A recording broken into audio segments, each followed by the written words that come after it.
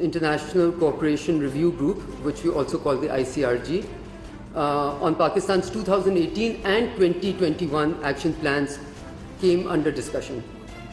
On the 2018 action plan, this was the consideration of our 11th report to FATF.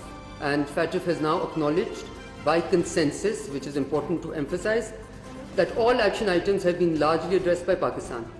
The 2018 action plan has been closed and no pendency of action remains on part of Pakistan. On the 2021 action plan, which was mostly related to money laundering issues, Pakistan submitted 3 progress reports in total. I am very pleased to announce that Pakistan has completed the entire 7-point action plan a year ahead of the given timelines. This speaks volumes about the comprehensive reforms that have been carried out in Pakistan in the AML-CFT domain and the sustained momentum of our efforts and the result of the efforts also. Because as you can see, the first action plan took us much longer. This action plan we have actually ended before timeline, and this is something which was very well recognized throughout the plenary by all the members. Pakistan's positive and speedy progress was greatly appreciated and welcomed by FATF members. Now FATF has acknowledged completion of both action plans by Pakistan, the progress made and recognized by our commitment to improve our AML-CFT systems.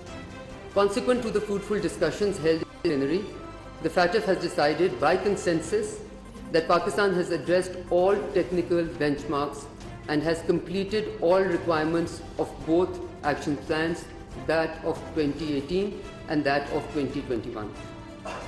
As a result of this, what we consider to be no less than a Herculean feat and a remarkable achievement, FATF has now authorized an on-site visit of its technical team to Pakistan to validate the process of implementation of reforms.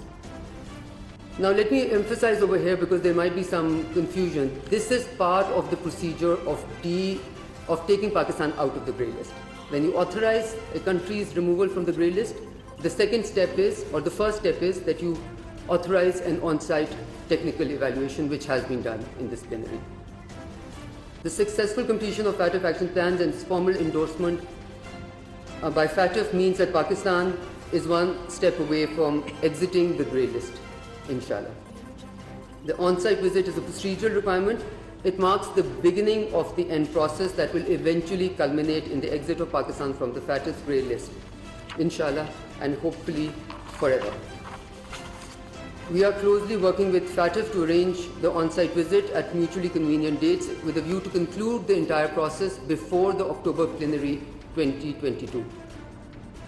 During our interactions on the sidelines of the FATF plenary, we stressed Pakistan's high-level political commitment to strengthen our AML-CFT regime and bring it at par with global standards. We have been highlighting complete national consensus, and I cannot emphasize on this enough. And I can assure you that it is this government's commitment that we will take this forward with national consensus, and we will celebrate the national consensus, inshallah. I want to take this opportunity to also stress once again that Pakistan's cooperation with FATF and the international community is grounded in our strategic objective, in our own strategic objective of strengthening our economy and improving its integration with the international financial system. I am confident that with this good news from FATF, it will restore confidence in our economy and will give us a much needed boost, improve investment climate and a robust AML-CFT compliance systems. I also want to acknowledge, in fact I really want to emphasize on the tireless efforts of our teams who have really done a tremendous job and burnt the midnight oil in achieving all of these strenuous, difficult, complicated targets. This is indeed a whole-of-country response, and I think that is something to celebrate. Multiple departments, agencies, both at the federal and provincial levels, have contributed to this national cause. It also demonstrates that when we work together, all of country, all of nation, we can achieve sometimes what is considered to be impossible. I also want to say that this is going to be a cross-government effort. I really want to emphasize that because I know a lot of talk has been done about it. This is an effort for the state of Pakistan. Governments will come and go, But Pakistan's consensus and Pakistan's efforts on this, I hope, will continue in stride. I want to convey our gratitude to our international partners and friends for their understanding, for their constant support and cooperation throughout this lengthy, arduous process. By the grace of Allah, Pakistan is in a position now that it can not only can it sustain its trajectory of reforms well into the future, but also really, and that's what we look forward to, provide guidance and technical support to other countries in this area. We feel we are a little bit ahead of the curve. In fact, we are quite ahead of the curve. We want to sustain that. We want to sustain that place, continue to be ahead of the curve, to remain there. And really be in some ways a model for other countries to follow.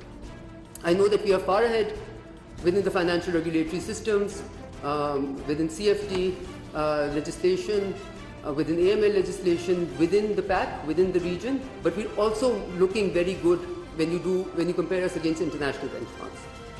And I'm sure that we will be fully prepared for on-site visit, and we will exit the grey list at the earliest, inshallah.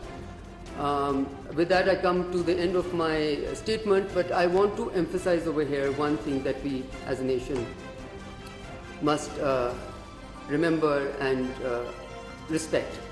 That is some issues related to the confidentiality requirements within this. In the past, I want to emphasize this at the very outset. In the past, our urge to share news has harmed us. Okay, so I hope you noticed that we were very, very careful in allowing the plenary to take the decision, to announce the decision, because you can never prejudge. And any time you try to prejudge and speak before your time, it has always come back to hurt you. So this, as a nation, not only as the government, is something that we need to do well in order to complete the start of the end.